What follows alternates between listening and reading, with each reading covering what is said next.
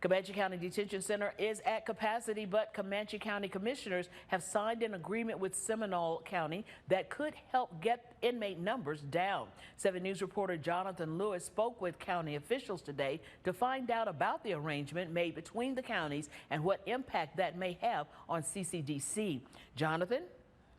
There's no set number of inmates that can be transferred from CCDC to Seminole County, according to officials, but the agreement is still needed to help keep the facility underneath capacity.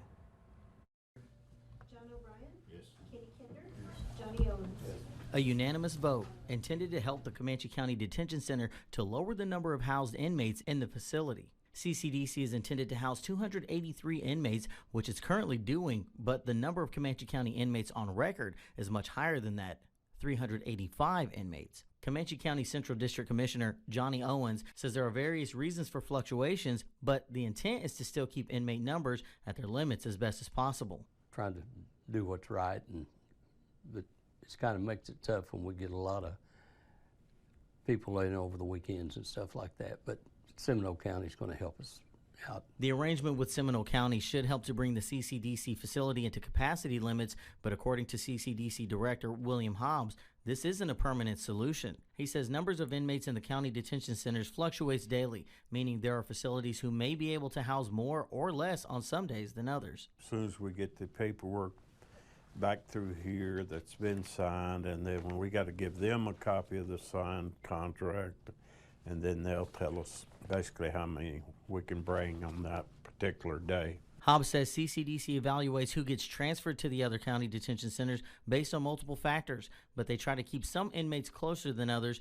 in the cases where they may be released sooner, helping to be more efficient logistically. We look at their medical problems, mental health, charges, that some charges we can't put off on other counties. Hobbs says CCDC currently has multiple inmate housing agreements with other counties, including Greer County, who houses 10 CCDC inmates, Grady, who houses 10 inmates in Okmulgee County, and Tillman County houses 72 CCDC inmates. Hobbs also feels the availability to move some inmates to Seminole County offers a temporary solution to the capacity issue, but it doesn't resolve the problem at its root. He says though he isn't a professional in the field of mental health, he believes the real reason for the overpopulation stems from something much deeper. In my opinion, we need to adjust for the future.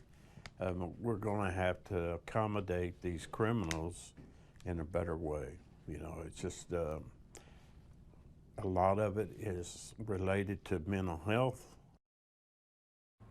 Hobbs also says yearly, almost 4% of the Comanche County population is booked through CCDC. That may not sound like much to some, but he says that's nearly 4,000 people per year who are booked after arrest for various reasons.